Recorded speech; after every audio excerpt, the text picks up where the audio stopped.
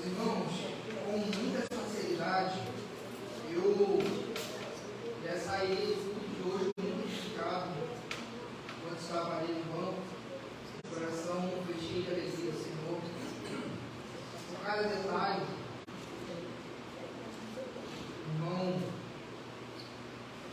Carlos, no início do louvor, falou para nós ficar com os olhos atentos em Jesus Cristo, que é o motivo de nos trazer aqui, foi ele que nos trouxe. A irmã Nete falando da suficiência de Cristo, antes do dízimo das ofertas, cada louvor entoado, letras biblicamente justificadas, muito bem cantadas, oração da nossa irmã Leila, e esse ajuntamento dessa noite, eu tive um coração muito cheio. Por isso, louvo a Deus pela vida da igreja. É bom ter esse senso de edificação com o Espírito Santo. Nós faremos a leitura hoje de João capítulo 8, versículos 12 ao 30. João capítulo 8, versículos 12 ao 30, dando sequência à nossa exposição do Evangelho de João.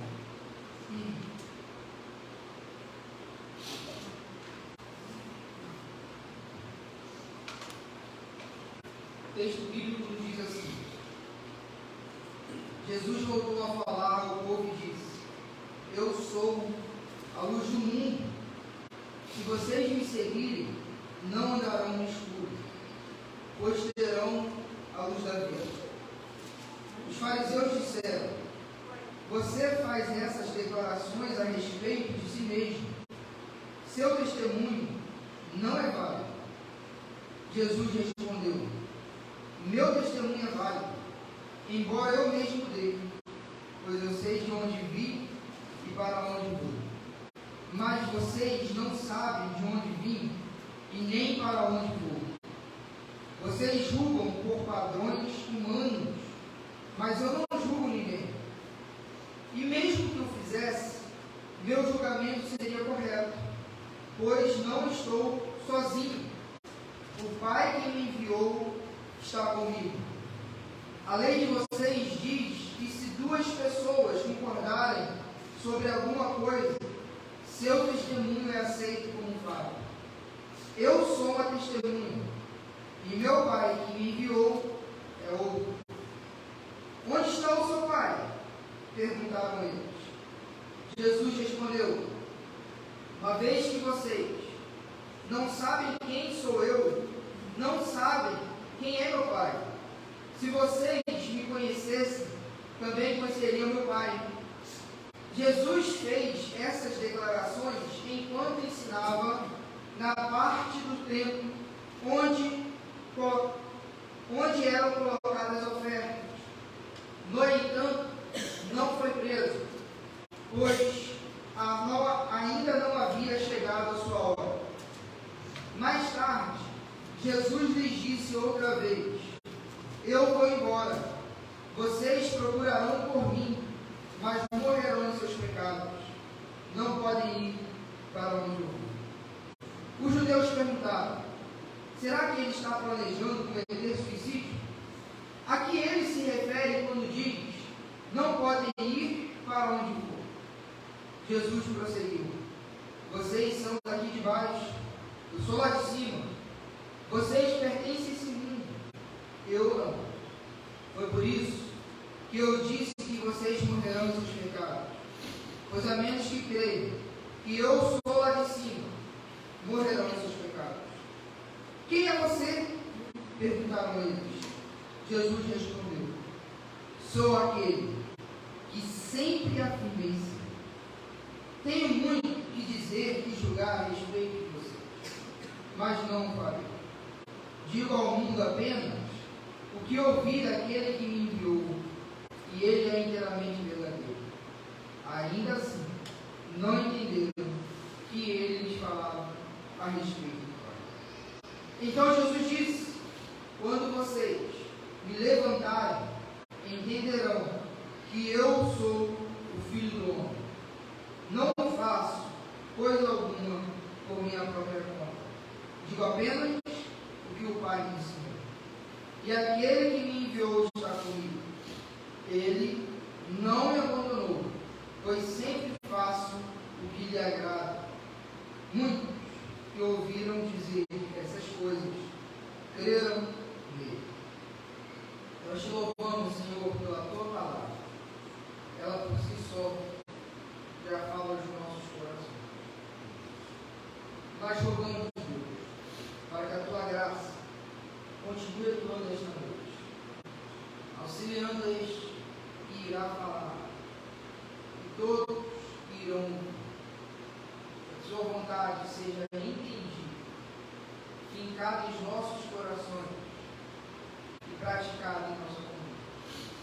Que o Senhor receba toda a honra, toda a glória, todo o louvor, e toda a voz humana caia por terra, e que somente a sua seja ouvida neste momento. Em nome de Cristo Jesus. Essa é a nossa oração. Amém. Amém. Nós encerramos a mensagem do domingo passado falando que o tribunal de Cristo Jesus é um tribunal da graça, enquanto o tribunal dos homens é um tribunal de juízo. Tanto que o rei Davi, quando pôde escolher entre cair na mão dos homens ou na mão de Deus, ele escolheu cair na mão de Deus, porque a mão de Deus é mais leve do que a mão dos homens.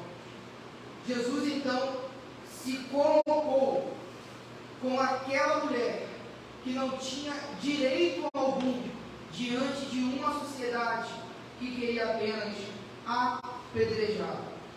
E o final da história foi que Jesus terminou com uma pecadora redimida, que encontrou em sua face a graça e a verdade, que é o Evangelho, sendo a sua própria pessoa. E aí, no final desse cenário, Jesus se volta para o povo que assistiu todo aquele drama e disse: eu sou a luz do mundo. Eu sou a luz do mundo. E aqui nós encontramos mais uma vez uma alta definição do próprio Cristo.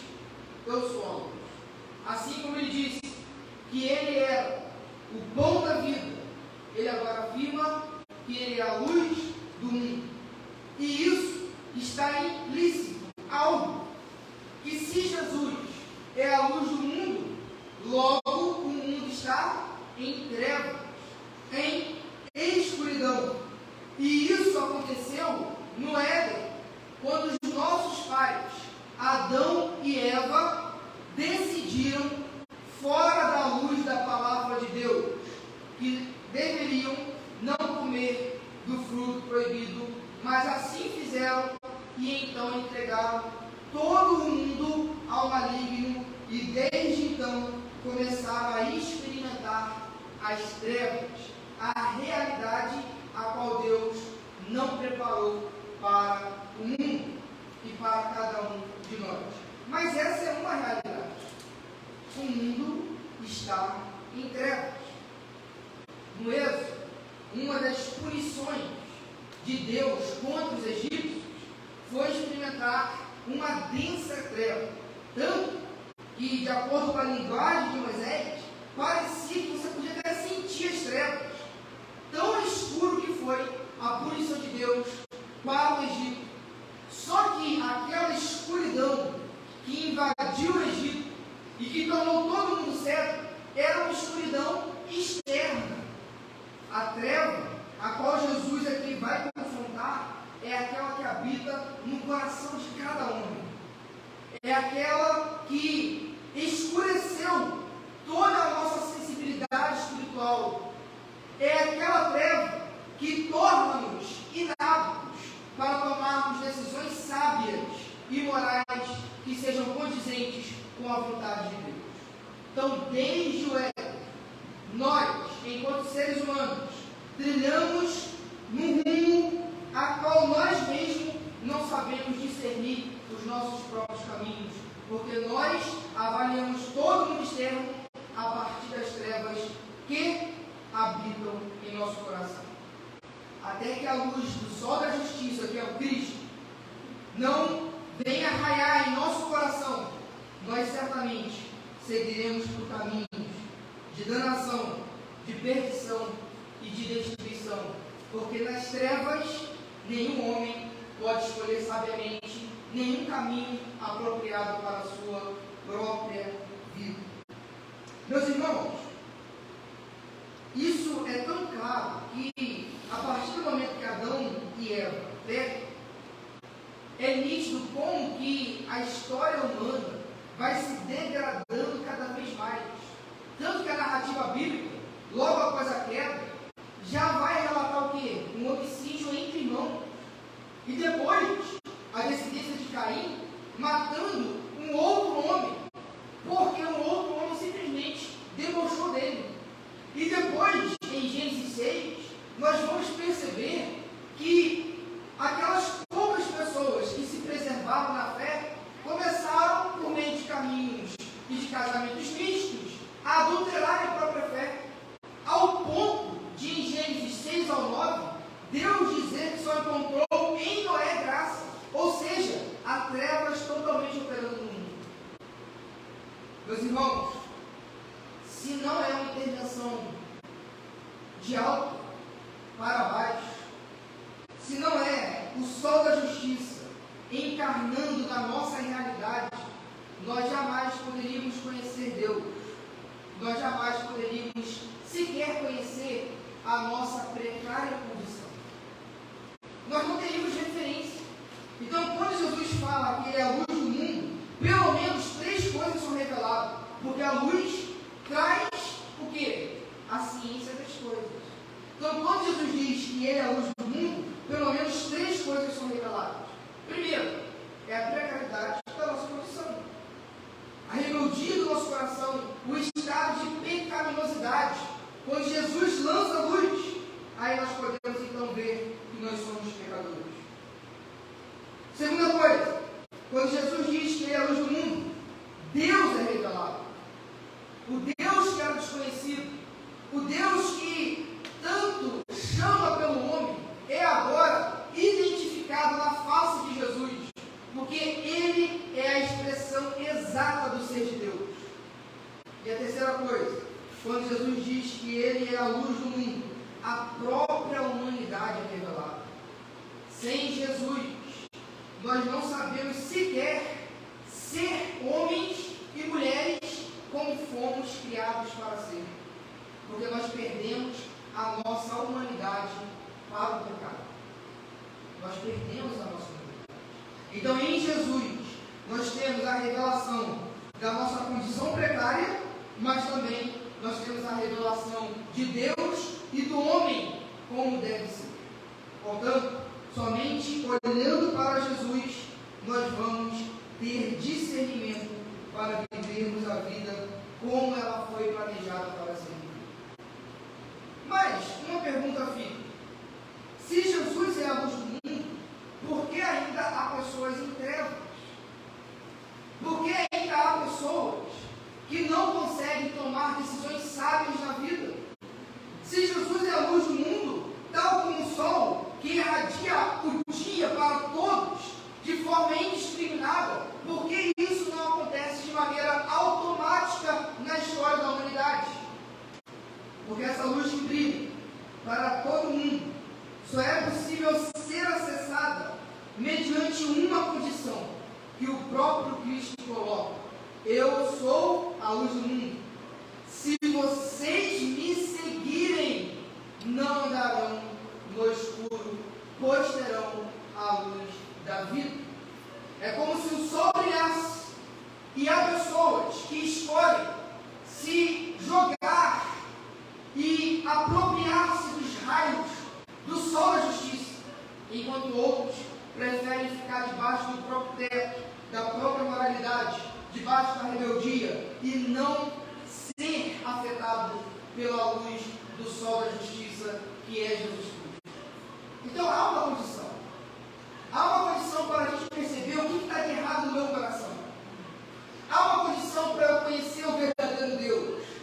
Há uma condição para eu poder viver humanamente como devo viver. E qual é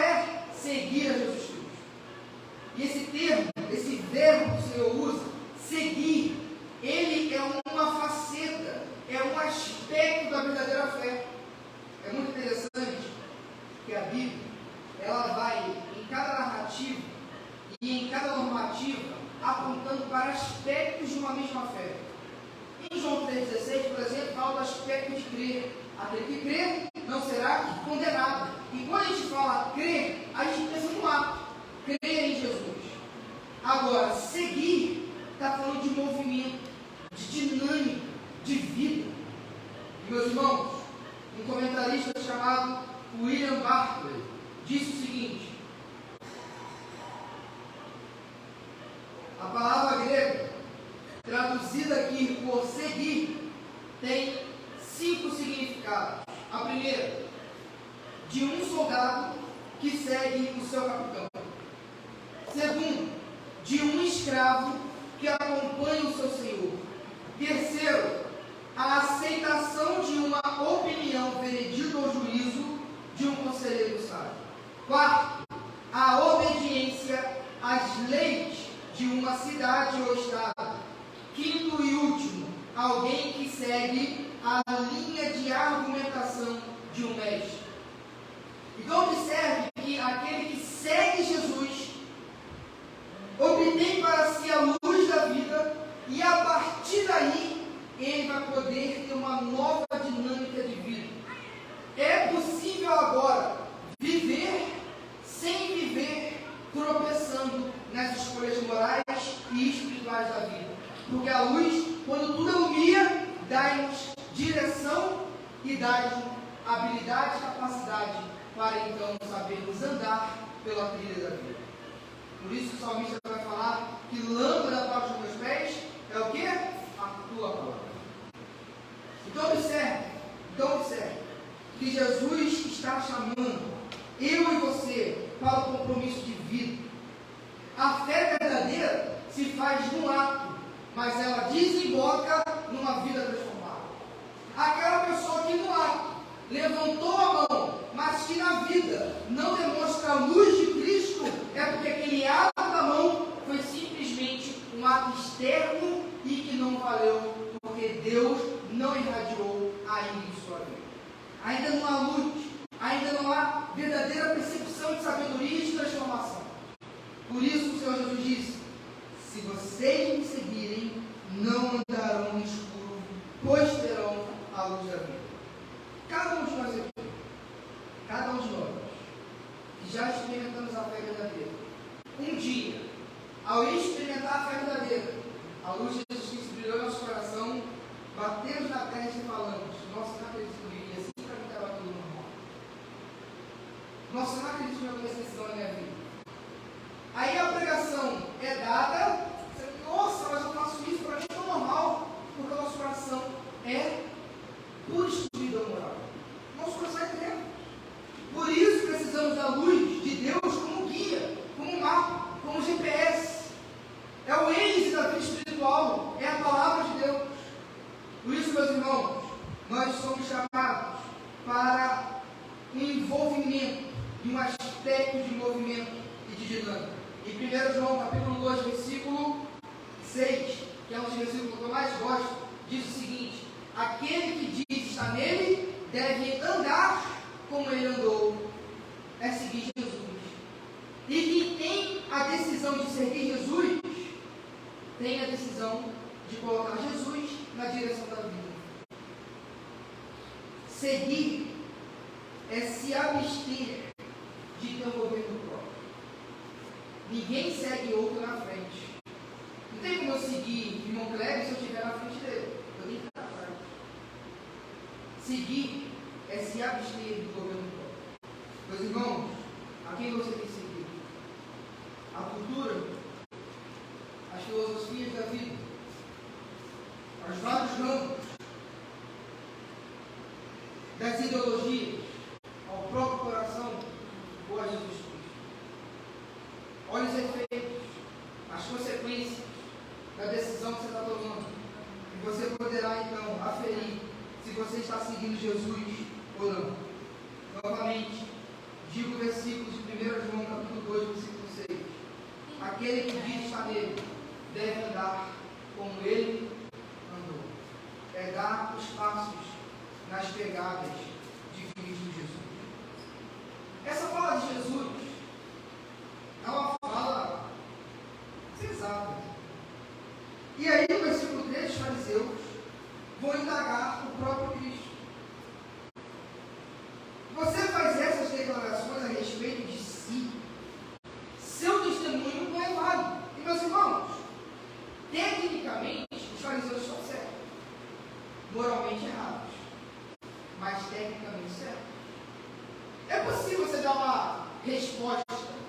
atitude tecnicamente certa, mas com o coração desviado.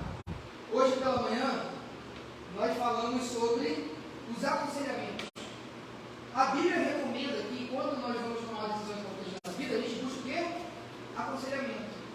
Só que o irmão Kleber, muito bem, falou sobre a história de Roboão, que tecnicamente tomou uma decisão acertada, foi ouvir o conselho, mas moralmente estava errado, porque ele foi ouvir o conselho de quem ele sabia que iria confirmar o desejo do seu coração. Então, meus irmãos, tecnicamente é possível tomar a decisão no domingo ao vir para o culto, mas pode ser que a intenção do meu coração não acompanhe essa decisão técnica, essa frieza. Então, os fariseus estão falando da boca para fora, para se esquivarem da demanda de Jesus, eles jogam a lei de Moisés. Olha, calma aí, isso que você está falando não pode ser válido, porque é você que está falando acerca de si mesmo. E meus irmãos, convenhamos. Uma pessoa que chega do nada, bate no peito e fala que é e faz coisas que é difícil de nós aferirmos, que é difícil nós conseguirmos testemunho, realmente é algo muito duvidoso. Uma das características de falsos profetas e falsos pastores e falsos médicos é que eles altamente se auto-instituam, são donos de si mesmos e que não tem um lastro histórico que comprove aquela vocação e aquele tipo. Uma característica enorme. Já falei dessa experiência um dia. A minha família estava se enveredando por um caminho de aceitar um homem em sua casa para pastoreá-los, meus familiares. E quando fui procurar saber quem era o pastor, foi um cara que sumiu, de repente foi o pastor. Mas voltou como? Como assim? Ele falou como ele foi consagrado pastor? Não, simplesmente, não sei, foi uma mudança tão rápida. Vivi uma vida louca, de repente foi pastor. Não tem como, não é possível. Mesmo se tiver vocação, porque Paulo fala que o meu alvo não pode pastorear, tem alguma coisa errada. Então, meus irmãos, voltando um pouquinho, tecnicamente, os fariseus vão estar errados, mas eles estão usando algo certo para se esquivar de uma demanda mais certa ainda, que era reconhecer Jesus Cristo. Mas será que Jesus não estava errado? Não. Jesus não estava errado porque ele vai falar que tinha uma testemunha com ele que era Jesus Cristo, aliás, que era seu pai. Mas ele vai se embasar em duas coisas. Vamos ler os versículos 14 ao 16. Versículos 14 ao 16. Duas coisas que vão dar embasamento para as afirmações de Cristo Jesus. Jesus respondeu: meu testemunho é válido, embora eu mesmo odeie, pois eu sei de onde vim e para onde vou. Qual é o primeiro embasamento de Jesus? Identidade. Ele sabe quem ele é. Ele é Deus. Ele sabe da sua origem divina. Ele sabe de onde ele veio. Então, mediante a sua identidade, ele é um ser infalível. Ele é Deus. Ele é o Deus que deu a lei a Moisés, que deveria haver testemunhas. Portanto, ele tem um embasamento na sua própria identidade. Mas vocês não sabem de onde vim e para onde vou. Afinal de contas, se soubessem, teria questionado o próprio Cristo. Correto? Versículo 15. Vocês julgam por padrões humanos.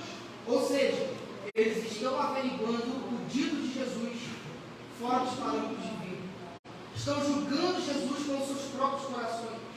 Não estão julgando Jesus de acordo com o espírito da lei, mas de acordo com o próprio coração. Isso é julgar de acordo com o padrão humano. Versículo 16. E mesmo se eu o fizesse, ou seja, mesmo se ele julgasse, meu julgamento seria correto, pois não estou sozinho. O Pai que me enviou está comigo. Segundo embasamento de suas afirmações é a companhia. Identidade e comunhão com o Pai. Identidade e certeza da presença do Pai. Isso, meus irmãos, isso é verificável em toda a vida de Jesus. Tudo que Jesus fazia e dizia era baseado naquilo que ele era e baseado na certeza de que o Pai estava com ele. Tudo. Exatamente tudo. E nós precisamos aprender a desenvolver essas duas coisas. Identidade. Quem sou eu? Quem eu sou? E aonde nós vamos buscar fundamentar a nossa identidade é o mais importante. Onde, meus irmãos, nós buscar fundamentar a nossa identidade? Ela, para um cristão, deve ser a Bíblia. A nossa carteira de identidade deve ser a Bíblia. Nós precisamos entender quem nós somos, os nossos deveres, as nossas vocações, as nossas aptidões, os nossos compromissos, por meio da Bíblia. Então nós precisamos entender quem nós somos em Cristo Jesus. Alguns aspectos são discerníveis facilmente. Por exemplo, todo mundo sabe que quem está em Cristo, um dos aspectos da sua identidade é ter uma vida de santidade, ter uma vida de fidelidade, ter uma vida de comunhão, ter uma vida de devoção. São aspectos da nossa identidade. Meus irmãos, Jesus tinha isso muito nítido. Por isso, Jesus não se incumbiu às artimanhas de Satanás. Qual foi a artimanha de Satanás, meus irmãos? Se você é o Filho de Deus, atacando a sua identidade. E por ele saber quem era, ele não precisava provar nada para ninguém, porque ele sabe quem é. Então, quando Satanás, o mundo, falsos profetas falam: se você é o Filho de Deus, por que isso está acontecendo? Silencia a tentação, dizendo para si mesmo: eu sou uma ovelha do bom pastor. Eu sou uma pessoa resgatada e lavada pelo sangue de Jesus. Eu sou uma pessoa fundamentada na rocha. Eu sou uma pessoa que fui tocado pela graça. Eu sou selado pelo Espírito Santo. Os méritos de Cristo estão em mim. E, meus irmãos, isso parece ser muito espiritual. E é mesmo. Mas faz toda a diferença. Faz toda a diferença. Aproprie-se daquilo que você é em Cristo Jesus. E a nossa vida será certamente mais leve. Não menos desafiada, talvez até mais, mas mais leve. E a segunda convicção que Jesus tinha era o compromisso do seu Pai. Olha só, não vou falar uma novidade não. Mas nós precisamos ser lembrados. Independente de como e onde você está, o Espírito de Deus está com você. Isso deve fazer diferença. Se você está no trânsito, Deus está com você. Se você está no trabalho, Deus está com você. Se você está em família, Deus está com você. Jesus afirma isso inúmeras vezes. Eu sei que aquele que me enviou não me abandona. E, meus irmãos, trazer isso para a realidade gerará primeiramente um forte impacto no nosso coração. E isso pode ser, a depender do grau e da circunstância e da providência divina, algo até tangível para aquelas pessoas que estão próximas de nós. Nossa, aquela pessoa tem algo diferente. Faraó não sabia qual era o espírito que estava com José, mas ele falava assim: rapaz, o Espírito de Deus está com ele. Certamente eu não entendi que espírito era esse. Tem alguma coisa com José. Tem algo diferente. Eu não sei o que é, mas é nítido que tem algo diferente em José. E, meus irmãos, como é belíssimo quando a gente pode testemunhar na face de alguém algo diferente. Lógico, abrindo a oportunidade, nós poderemos testemunhar. Está comigo aquele que me comprou com seu próprio sangue, que é Senhor e governador de toda a história, que é o Cristo, Filho de Deus, que morreu pelos pecados da humanidade, mas que ressuscitou e está à destra do Pai, e enviou o seu doce, santo e poderoso Espírito para habitar em nós. Isso faz diferença, meus irmãos. Toda a diferença. Versículo 17. Desculpa. Versículo 14 ainda. Por que os fariseus perderam todo o entendimento de Jesus? Final do versículo 14. Mas vocês não sabem de onde vim e nem para onde vim. Quem perde a origem divina de Jesus perde toda a história de Jesus. Nós temos procurado ser nessa igreja uma igreja solidamente ortodoxa, teologicamente saudável e compromissada, tanto com a teologia histórica quanto com a teologia bíblica. E o ponto fundamental de toda teologia é a Santíssima Trindade, Pai, Filho e Espírito Santo. E quem perde a origem do Filho, que é divino, perde toda a história. Tudo não faz mais sentido. Ou Jesus mentiu, ou ele é um louco, ou ele é um charlatão. Porque as suas palavras não dá para ser tomado de outra maneira, senão que ele era um com o Pai. Nós, enquanto igreja de Jesus Cristo, primeira igreja batista, nós sempre temos afirmado no nome de Jesus, ele vai nos preservar nessa doutrina, de que não dá para aceitar a Maria sem a sua virgindade, de que não dá para aceitar a manjedoura sem a sua encarnação, de que não dá para aceitar a sua história sem a sua eternidade, e de que não dá para aceitar a sua cruz sem a sua ressurreição. Quem aceita o primeiro nunca o segundo é uma pessoa que está longe da verdade, por mais que ainda entenda que Jesus Cristo existiu na história, ainda não reconhece como Deus, e por isso está tão distante quanto esses fariseus, que estavam tão próximos de Jesus, mas que estavam eternamente separados dele. Que coisa, né, irmão? Versículo 17 e versículo 18. A lei de vocês diz que se duas pessoas concordarem sobre alguma coisa, seu testemunho é aceito como fato. Eu sou uma testemunha e meu Pai me enviou ela. Meus irmãos, agora eu quero mostrar um outro lado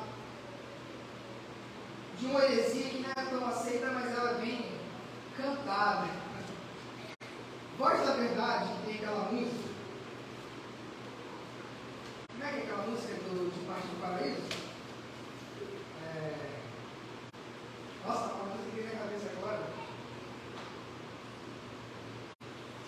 Vamos ver. Lago Azul, uma coisa assim, enfim. Voz da Verdade é uma banda que canta uma música muito cantada. E que a letra da música é verdadeira. Que a letra da música é verdadeira. Mas eles creem que existe apenas uma pessoa no ser de Deus. Isso se chama moralismo ou unicídio. Nós cremos que Deus é Pai, Filho e Espírito Santo e que são três pessoas que são portadores de uma única natureza. Porém, eles dizem que somente Jesus é Deus e que o Pai e o Espírito Santo é simplesmente uma maneira que ele se revela. Então aí já está um outro lado de uma outra heresia que foi condenada na história da igreja e que nós não aceitamos. Mas irmãos, não vejamos. Se o que eles pregam é verdadeiro, só existe uma pessoa no ser de Deus, essa fala de Jesus não faz sentido. Porque Jesus disse que a lei de Moisés está sendo cumprida. E a lei de Moisés está sendo cumprida por quê? Porque ele é uma testemunha e o Pai é outro. Ou seja, duas pessoas. Então, meus irmãos, quando nós falamos de Pai, Filho e Espírito Santo, nós estamos falando de três pessoas. E não apenas de uma pessoa que ora aparece ser como Pai, que ora aparece ser como Filho e que ora aparece ser como Espírito Santo. Não é um ser que usa máscaras diferentes. Aqui são duas pessoas dando testemunho e afirmando aquilo que Jesus disse. O Pai é uma testemunha e o Filho também é. Se ficou um pouco confuso, os irmãos podem voltar um pouco no Facebook e ouvir e estudar um pouco mais acerca, mas é assim que funciona. Alguém aí lembrou da louvor? Qual o nome da música? Além do Rio Azul, isso aí. Como é que é a letra? Além do Rio Azul, as ruas são de ouro e de cristais. As ruas são de ouro e de cristais. Ali tudo é vida. Ali tudo é vida, ali tudo é paz, morte e choro. Nunca mais. Tristeza e dor. Nunca mais. Os irmãos não fazem horror? A letra é que eu gosto muito disso creem que não há trindade e só existe uma pessoa no ser de Deus, que ora finge ser o Pai, que ora finge ser o Filho, que ora finge ser o Espírito Santo. Digo isso com muito zelo e carinho, porque quando a gente ouve uma música boa, às vezes talvez a pesquisar quem confirma isso aí, começa a ter algo mais que pode ser ludibriado e enganado por essas falsas teologias e heresias. Avançando, meus irmãos, o versículo 19 diz assim: onde está o seu pai? Perguntaram eles. Jesus respondeu: uma vez que vocês não sabem quem sou eu, não sabem quem é meu pai. Se vocês me conhecessem, também conheceriam meu pai. Jesus está falando isso para as pessoas que mais conheciam a ele, mas que não conheciam a Deus verdadeiramente. O que isso significa? Que sem Jesus a religião é um grande equívoco. Sem Jesus, qualquer religião é um grande equívoco, por mais que essa religião seja portadora das letras da lei. Meus irmãos, a falsa religião nunca irá gerar verdadeiro conhecimento e sempre irá gerar distanciamento de Deus. Esses fariseus eram ignorantes e, portanto, estavam distantes do verdadeiro Deus. A falsa religião sempre vai gerar isso: ignorância, ou seja, falta de verdadeiro conhecimento e distanciamento do verdadeiro Deus. E o versículo 20 diz assim: isso aqui é uma nota do apóstolo João. Jesus fez essas declarações enquanto ensinava na parte do templo onde eram colocadas ofertas. No entanto, não foi preso, pois ainda não havia chegado a sua hora. Meus irmãos, nós não sabemos qual é a verdadeira correlação que João quer fazer com os dizeres de Jesus e com essa localidade. Mas, por certo, nós podemos tirar pelo menos duas lições. Primeiro, Jesus e os fariseus que aqui estavam dialogando estavam no pátio das mulheres. O templo em Jerusalém tinha vários compartimentos, e um desses compartimentos era o pátio das mulheres. As mulheres ficavam isoladas do centro do templo. Então ali eram coletadas as ofertas. Havia no pátio 13 gasofiláceos, onde as pessoas passavam e deixavam as suas ofertas. E aqui estavam os fariseus conversando com Jesus. Pelo menos duas verdades nós podemos inferir desse diálogo. Primeiro, que a oferta faz parte do verdadeiro culto. Ofertar, contribuir com a obra de Deus, faz parte do verdadeiro culto, tanto que era um hábito na religião judaica e nunca foi discriminado por Jesus Cristo. Tanto é que foi nesse cenário, nesse pátio, que Jesus falou da viúva pobre que ofertou 2 moedinhas. Jesus estava aqui, olhando as pessoas ofertando, e olhou lá a viuvinha, pobrinha, ofertando 2 moedinhas, mas que ofertou mais que todo mundo. Porque os outros ofertavam do que sobravam e nunca daquilo que realmente lhe fazia falta. Então nós entendemos que a oferta e a contribuição para o reino de Deus faz parte do verdadeiro culto.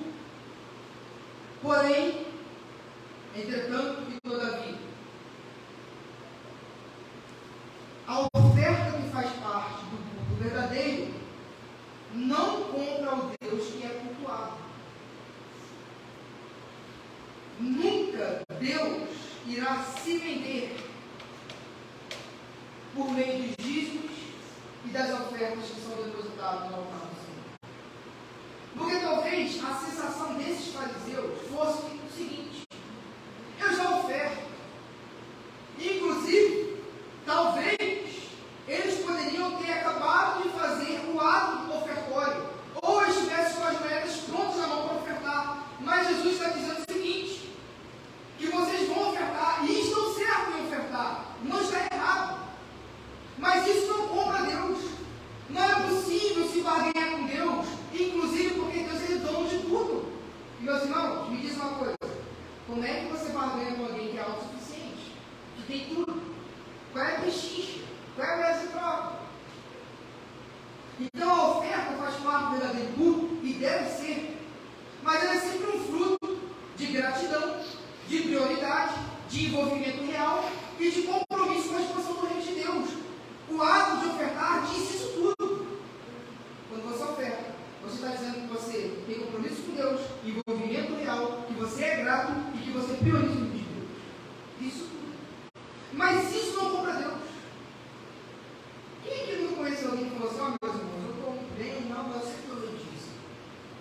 Estou garantindo a minha partezinha lá no reino. É uma ideia, meus irmãos, isso acontece. Não deixe de dizimar, nem de ofertar, mas sempre com o Espírito certo, porque isso é um benefício inclusive para quem oferta. É um benefício inclusive para quem oferta. Ao ofertar para o reino de Deus, Deus sempre te dá uma bênção maior. Não necessariamente material, mas certamente, por obedecer, Deus estará confirmando essa oferta em seu coração. Avançando, versículo 21 ao 24. 21 ao 24. O Senhor Jesus fará severas advertências e diz assim: mais tarde, Jesus lhe disse outra vez: eu vou embora, vocês procurarão por mim, mas morrerão seus pecados. Não podem ir para onde eu vou. Os judeus perguntaram: será que ele está planejando cometer suicídio? A que ele se refere quando diz: não podem ir para onde eu vou? Jesus prosseguiu: vocês são daqui de baixo, eu sou lá de cima. Vocês pertencem a este mundo e eu não. Por isso que eu disse que vocês morrerão nos seus pecados, pois a menos que creiam que eu sou lá de cima, morrerão nos seus pecados. Jesus faz uma séria advertência sobre a brevidade da vida. Não desperdice a oportunidade. Porque em breve eu vou embora. Vocês vão me procurar, mas não irão me encontrar. E por que não irão me encontrar? Porque eles morrerão nos seus pecados. Porque estavam negando o único que poderia perdoá-los. E morrendo nos seus pecados, o destino não é o céu, mas é o inferno. Spurgeon disse que pecado e inferno estão casados, até que o arrependimento anuncie o divórcio. Meus irmãos, nós não temos todo o tempo que nós gostaríamos que tivéssemos. Nós não temos certeza acerca do amanhã. Não temos certeza. Na verdade, a única certeza que nós temos na vida é a certeza da morte. Então a pergunta mais importante que nós devemos responder primeiro não é como nós vamos viver, é como nós iremos morrer. Se nós tivéssemos a certeza que cairia um temporal daqueles amanhã, que tornaria todas as ruas intransitáveis, que talvez poderia derrubar a sua casa, você não agiria hoje como se amanhã não fosse certo. Você mudaria hoje, se eu disse: pastor, eu não culto porque eu tenho que sair de casa, eu tenho que arrumar um abrigo, eu tenho que, não sei. Pastor, amanhã não vai dar porque a rua vai estar intransitável. Essa certeza mudaria a sua vida. Nós estamos tão anestesiados pelo pecado que a gente não leva em consideração a certeza da morte. E essa é a pergunta mais séria. Não é como eu vou viver, é como eu vou morrer. E se hoje eu posso sair daqui dizendo que eu vou morrer bem, que eu não vou morrer nos pecados, como esses fariseus vão morrer no pecado, aí sim você começa a viver bem. Mas se você acha que está vivendo bem e vai colocar sua cabeça no travesseiro hoje à noite e diz: eu não vou morrer bem, então você não está vivendo bem, está tudo mal, está tudo errado. E é necessário um conserto com o Senhor, porque Jesus foi muito claro. Isso é a palavra do Cristo. Vocês não irão para o mundo, porque vão morrer em seus pecados. Caminhando para o final. Versículo 25 diz assim: quem é você? Perguntaram eles. Jesus respondeu: eu sou aquele que sempre afirmei ser. Eu sou aquele que sempre afirmei ser. Isso é uma palavra que nenhum de nós pode dizer, na verdade. Quem é de nós aqui que incomodamos? Não estou falando de aspecto físico, estou falando de aspecto moral. Certamente o aspecto físico pouco mais, até a meia-idade. Meus irmãos, essa frase de Jesus era fundamental. Sempre afirmei que sempre, eu sou aquele que sempre afirmei isso. Ou seja, Jesus nunca precisou se arrepender. Ele é imutável. O seu caráter é inabalável. Ele nunca vai sucumbir. Uma das doutrinas mais formidáveis e belas da Sagrada Escritura é que Deus é imutável. Por que você sabe que Deus vai vir? Por que você sabe que a santidade de Deus nunca vai ser adulterada? Por que você sabe que Deus sempre vai te amar? Porque Deus é imutável. E uma vez que Deus é imutável, o que gera no nosso coração? Segurança. Esse é o efeito prático de saber que Deus é imutável. A incerteza, meus irmãos, gera ansiedade, gera medo, gera receio. Quando eu não sei que eu vou ter que comer, se eu vou ter serviço, se eu não vou ter trabalho, se eu vou ter dinheiro. Quando eu não sei se eu vou poder casar, gerar filhos, isso gera angústia. Porque tudo é incerto. Mas existe um ponto onde você pode repousar a alma, o coração e a mente. É no caráter do nosso bom Deus. Porque Ele é e sempre afirmou ser. Pessoas podem mudar. A gente pode se decepcionar. Com o pai, com o filho, com o esposo, com a igreja, com o pastor. Mas com Deus, nunca. Porque Ele é o que sempre afirmou ser. E sempre será. Para encerrarmos o último versículo 29, 28 e 29 diz assim. Então Jesus disse: quando vocês me levantarem, entenderão que eu sou o Filho do Homem. Não faço coisa alguma por minha própria conta.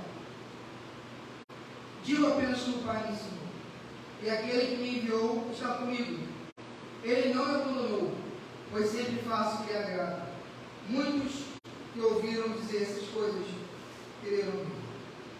Em 1 Coríntios capítulo 4, versículo 6, Paulo orienta a igreja a não ir além do que está escrito. É o que Jesus fez. Nunca ensinou mais do que o Pai ensinou. Nunca ensinou mais do que o Pai ensinou. Nem para mais, nem para menos. Nem acrescentou de ti. Esse é o papel da igreja, meus irmãos. Não ir além do que está escrito. É o que Paulo orientou. Jesus só disse o que o Pai ensinou. E qual foi o efeito? Muitos creram naquilo que Jesus disse. Nossa, mas Jesus disse tantas coisas pesadas. Mas porque era verdadeiro, Senhor. E a verdade transforma. A advertência de quem ama é uma advertência que atrai. Não é aquela advertência que cobra. Quando você percebe que quem te corrige é alguém que te ama, você fala obrigado. E aquilo te atrai mais ainda. Porque em Jesus você encontra amor conjugado com verdade. E verdade conjugada com amor. Louvado seja Deus, pelo nosso Senhor e Salvador, Jesus. Essa é a mensagem dessa noite. O Espírito Santo fale mais a cada coração.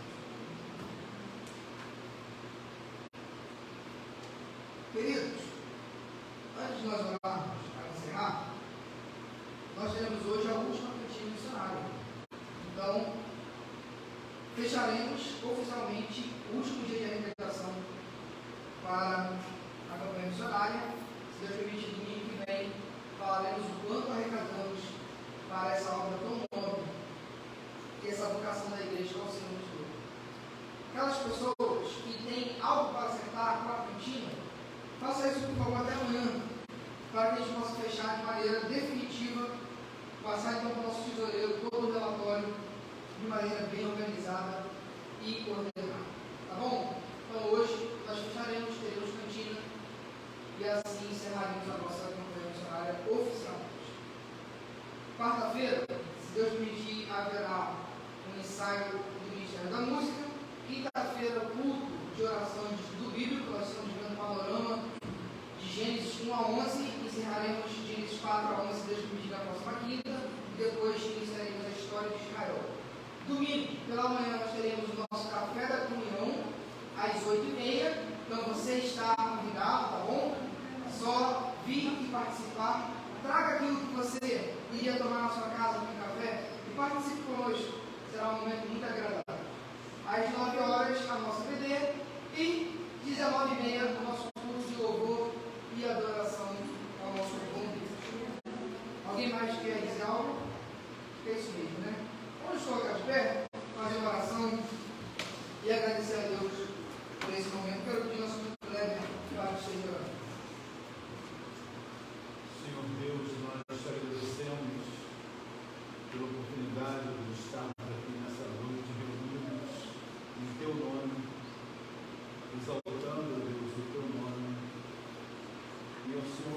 nós te agradecemos porque o Senhor falou aos nossos corações, porque o Senhor, Deus, colocou no nosso coração palavras de vida eterna. O Senhor, Deus, colocou diante de nós no espelho que nos ajuda, Deus, a enxergar aquilo que não está de acordo com a tua vontade. E nós te pedimos no nome de Jesus, ó Deus, que possamos, ó Deus, mudar aquilo que precisa ser mudado para te agradar.